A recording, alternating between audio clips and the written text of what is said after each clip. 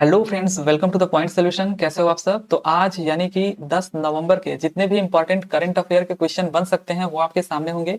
तो आज का जो पहला क्वेश्चन है वो कुछ इस तरीके से है कि क्यूएस यूनिवर्सिटी रैंकिंग जारी की गई है, जिसमें भारत ने 148 विश्वविद्यालयों के साथ चीन को भी पीछे छोड़ दिया है। तो भारत में कौन सी विश्वविद्यालय ने शीर्ष स्थान प्राप्त किया है, ये आपको बताना है। तो यहाँ पे अगर हम बात करें भारत में कौन सा विश्वविद्यालय ने शीर्ष स्थान प्राप्त किया है, तो आईआईटी बॉम्बे ने।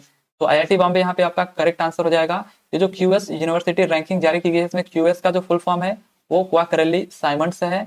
तो इसने अभी हाल ही में अपनी रैंकिंग जारी की, जिसमें भारत के 148 विश्वविद्यालयों ने अपना स्थान बनाया है, जबकि चीन के 133 यूनिवर्सिटीज ही अपना स्थान बना पाई हैं।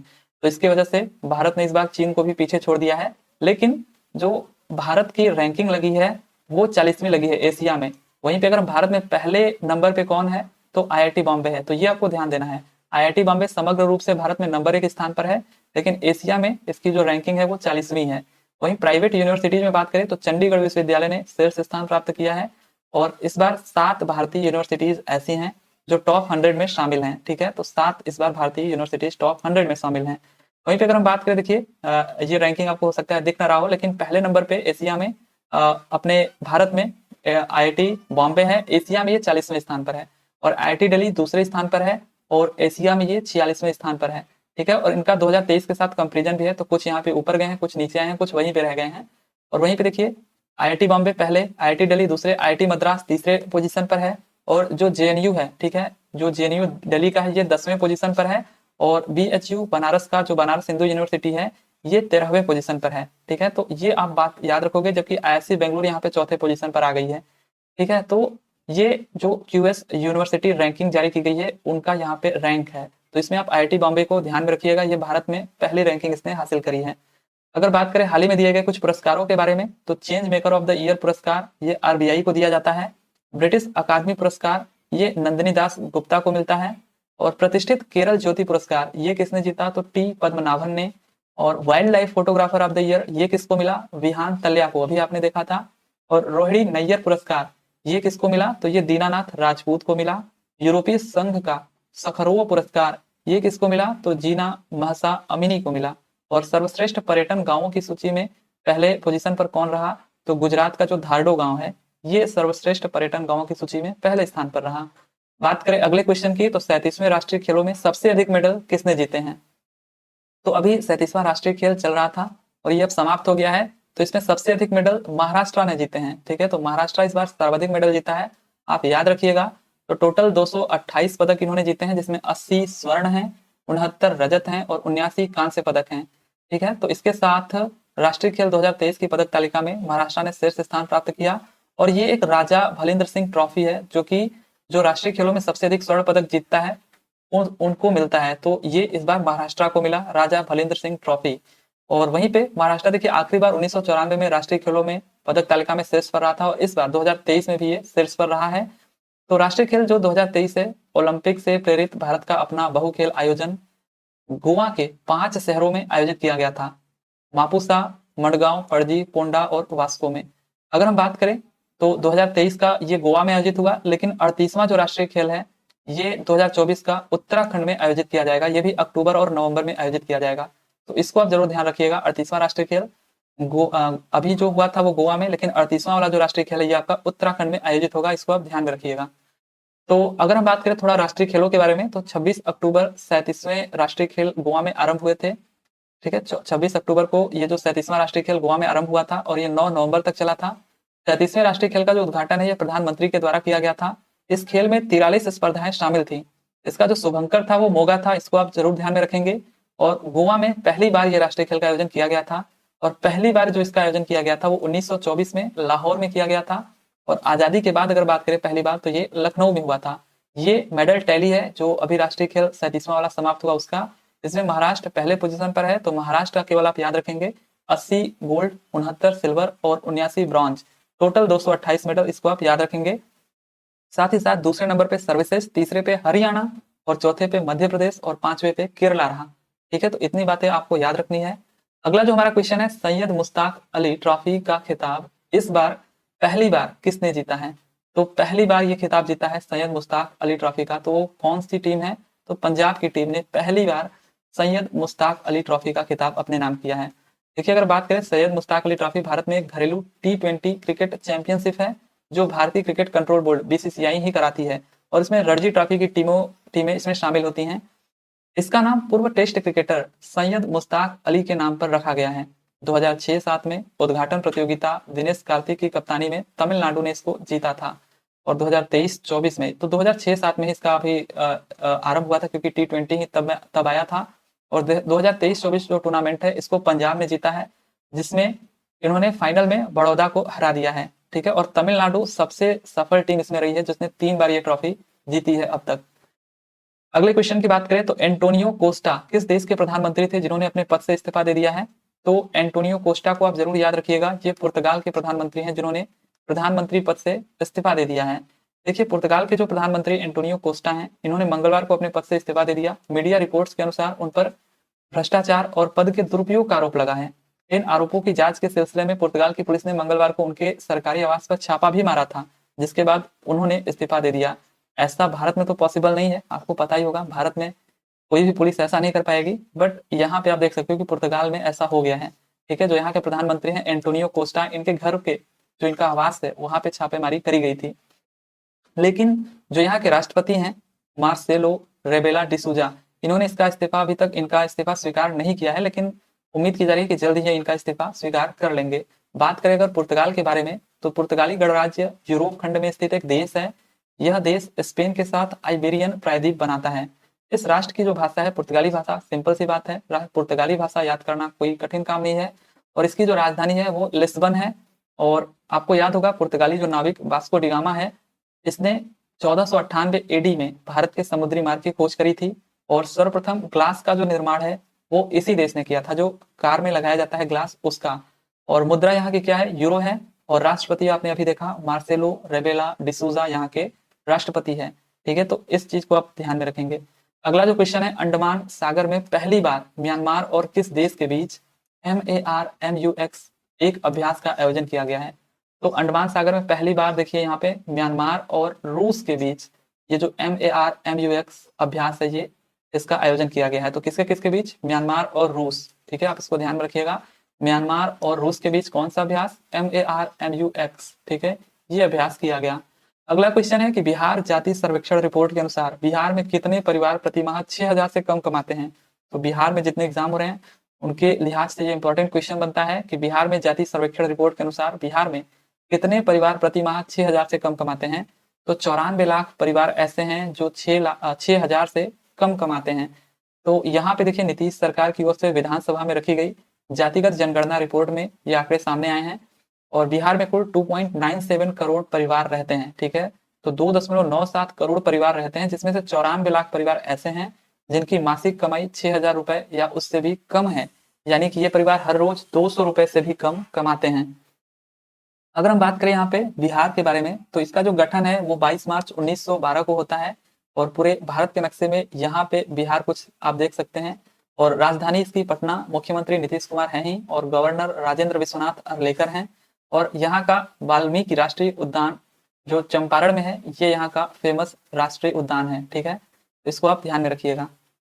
अगला क्वेश्चन है कि सरकार ने रियायती दर पर गेहूं का आटा उपलब्ध कराने के लिए किस ब्रांड का आटा लॉन्च किया है? ठीक है, तो किस ब्रांड का आटा लॉन्च किया है?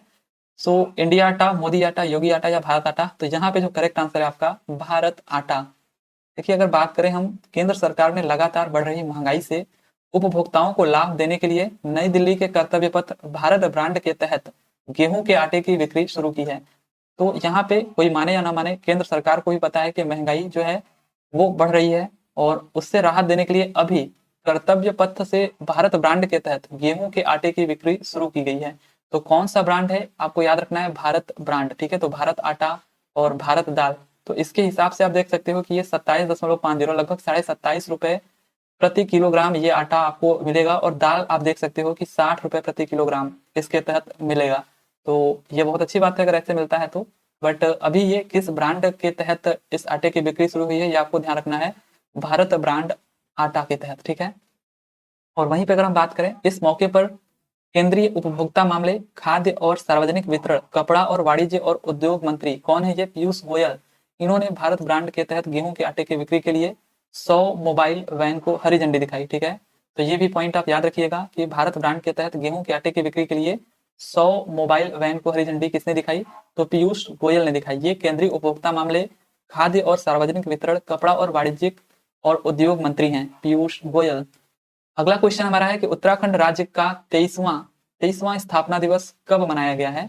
ये आपका कब मनाया गया है ये आपको बताना है। तो जो करेक्ट आंसर है आपका 9 नवंबर को उत्तराखंड राज्य का 23वां स्थापना दिवस मनाया गया है। तो उत्तराखंड का जो गठन है ये देखिए 9 नवंबर 2000 को भारत के 27वें राज्य के रूप में हुआ था। कौन सेवें राज्य के रूप में? 27वें राज्य के रूप में हुआ था, जब इसे उत्तरी उत्तर प्रदेश से अलग किया गया था। यहाँ पे नक्शे में कुछ देख सकते हो, यहाँ पे आपका उत्तराखंड आपको दिखेगा भारत में, और इसकी जो राजधानी है वो देहरादून है। 2007 में राज्य का नाम औपचारिक रूप से उत्तरांचल से उत्तराखंड में बदल दिया गया था। तो 2007 के पहले इसका नाम उत्तरांचल था और 2007 के बाद इसका नाम उत्तराखंड अब लिया जाता है। उत्तराखंड नाम संस्कृत भाषा से लिया गया है जिसका शाब्दिक अर्थ है उत्तरी शहर। और उत्तराखंड के सीमावर्ती राज्यों में कौन कौन से आते हैं इससे सटे हुए? तो एक तो हिमाचल प्रदेश आता है आपका, और एक हरियाणा आता है, और एक उत्तर प्रदेश। तो एक आपका यहाँ पे हिमाचल प्रदेश आ गया, और यहाँ पे आपका हरियाणा आ गया, और यहाँ पे उत्तर प्रदेश। तो इससे सटे राज्य कौन कौन से हैं? 3 राज्य, हिमाचल प्रदेश, हरियाणा और उत्तर प्रदेश, राइट। अब अगर हम बात करें थोड़ा और कुछ उत्तराखंड के बारे में, तो मुख्यमंत्री यहाँ के पुष्कर सिंह धामी हो जाते हैं, राज्यपाल गुरमीत सिंह हो जाते हैं, विधानसभा यहाँ पे सीटें जो है वो 70 सीटें हैं। ठीक है, ये सब चीजें आप एक बार जरूर याद किया करिए कि विधानसभा सीटें कितनी है उत्तराखंड में? 70। राज्यसभा की केवल 3 सीटें हैं, लोकसभा की 5 सीटें हैं। ठीक है, और वहीं पे जिलों की संख्या कितनी है? 13। प्रमुख जो क्षेत्रीय त्योहार यहाँ के हैं वो बसंत पंचमी हो गया, भितौली और मकर संक्रांति हो गया, फूलदेई हो गया, घुघुटिया, खतरुआ हो गया। राजकीय पशु की बात करें तो अल्पाइन कस्तूरी मृग यहाँ का राजकीय पशु है। राजकीय जो पक्षी है वो हिमालयी मोनाली है। उत्तराखंड के राष्ट्रीय उद्यान के बारे में बात करें तो मोस्ट इंपॉर्टेंट है राजाजी राष्ट्रीय उद्यान, गंगोत्री राष्ट्रीय उद्यान, गोविंद पशु विहार राष्ट्रीय उद्यान, Jim Corbett national park, Nanda Devi राष्ट्रीय उद्यान और फूलों की घाटी राष्ट्रीय उद्यान यहाँ के प्रमुख राष्ट्रीय उद्यान हैं। अगला जो क्वेश्चन है कि राष्ट्रीय मानवाधिकार संस्थाओं का 14वां अंतरराष्ट्रीय सम्मेलन किस देश में आयोजित किया गया? तो ये किस देश में आयोजित किया गया राष्ट्रीय मानवाधिकार संस्थाओं का 14वां अंतरराष्ट्रीय सम्मेलन? तो ये किया गया डेनमार्क में। ठीक है, डेनमार्क में इसका आयोजन किया गया, इसको आप याद रखेंगे। हाल ही में मानवाधिकार आयोग के अध्यक्ष, तो मानवाधिकार आयोग के अध्यक्ष कौन है? न्यायमूर्ति अरुण मिश्रा। ठीक है, न्यायमूर्ति अरुण मिश्रा, ये आप याद रखेंगे, मानवाधिकार आयोग के अध्यक्ष हैं। इन्होंने डेनमार्क के कोपेनहेगन में राष्ट्रीय मानवाधिकार संस्थानों के 14वें अंतरराष्ट्रीय सम्मेलन को संबोधित किया। राष्ट्रीय मानवाधिकार आयोग जो national human rights commission NHRC जिसको बोलते हैं, national human rights commission NHRC, यह एक स्वतंत्र वैधानिक संस्था है जिसकी स्थापना मानव अधिकार संरक्षण अधिनियम 1993 के प्रावधानों के तहत 12 अक्टूबर 1993 को की गई थी। तो स्थापना कब होती है? 1993 में, संरक्षण अधिनियम 1993 के तहत। ठीक है, और इसका जो मुख्यालय है वो कहाँ पे है? नई दिल्ली में है। इसके जो अध्यक्ष हैं वो कौन है? तो न्यायमूर्ति अरुण मिश्रा इसके अध्यक्ष हैं। ठीक है, तो इन बातों को आप जरूर ध्यान में रखिएगा। डेनमार्क के बारे में अगर हम लोग बात कर लें तो डेनमार्क की जो राजधानी है वो कोपेनहेगन है, और सम्राट यहाँ के कौन है? तो मार्गरेट द्वितीय हैं। प्रधानमंत्री मेटे फ्रेडरिकसन है। ठीक है, और मुद्रा यहाँ की डेनिश क्रोन है। डेनिश क्रोन यहाँ की क्या है? मुद्रा है डेनमार्क की। और अगर हम बात करें पूरे वर्ल्ड के नक्शे में तो यहाँ पे आपका भारत है, और यहाँ पे आप देख सकते हो कि डेनमार्क है, राइट।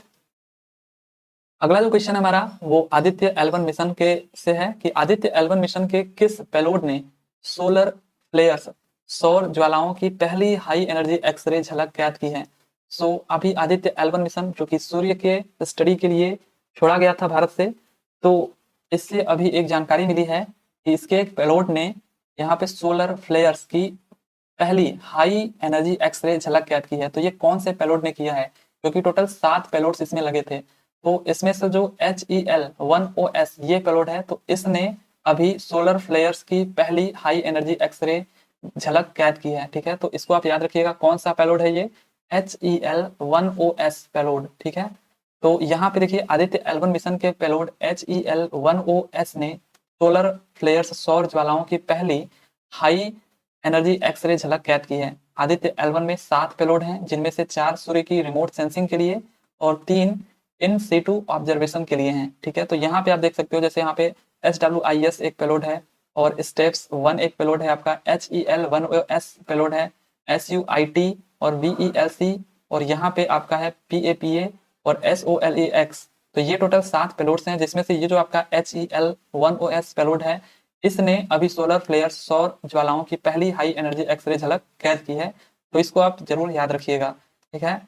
तो ये रहे आज के कुछ करंट अफेयर के क्वेश्चन। और यहाँ पे अगर हम बात करें तो जो कल का क्वेश्चन था, विश्व रेडियोग्राफी दिवस कब मनाया गया, तो ये कब मनाया गया विश्व रेडियोग्राफी दिवस, ये 8 नवंबर को मनाया गया, ठीक है। 8 नवंबर विश्व रेडियोग्राफी दिवस आपको याद रखना है। और साथ ही साथ यहाँ पे जो इसकी थीम है वो भी अगर आप याद रख पाओ तो अच्छी बात है। तो इसकी जो थीम है इस बार की 2023 की, वो क्या है आपका, celebrating celebrating celebrating patient safety, ठीक है, सेलिब्रेटिंग पेशेंट सेफ्टी। तो ये इस बार का थीम था, मतलब यहाँ पे रोगी रोगी सुरक्षा का जश्न, रोगी सुरक्षा का जश्न, ये क्या था इस बार का थीम था रेडियोग्राफी दिवस का, और ये 8 नवंबर को मनाया जाता है। वहीं पे अगर हम बात करें आज के क्वेश्चन की, तो शांति व विकास हेतु विश्व विज्ञान दिवस हर साल कब मनाया जाता है, तो एक तो राष्ट्रीय विज्ञान दिवस है जो कि 28 फरवरी को मनाया जाता है, लेकिन यहाँ पे विश्व विज्ञान दिवस की बात हो रही है, तो ये कब मनाया जाता है ये आपको कमेंट करके बताना है, क्योंकि मुझे इसका आंसर नहीं पता है। तो 8 नवंबर, 11 नवंबर, 10 नवंबर या फिर 9 नवंबर को कब ये मनाया जाता है, आपको कमेंट करके बताना है। तो ठीक है, ये रहे आज के करंट अफेयर के क्वेश्चन। आई होप कि आपको अच्छा लगा होगा। चलिए फिर मिलते हैं अगले वीडियो में, तब तक के लिए thank you, tata and bye bye.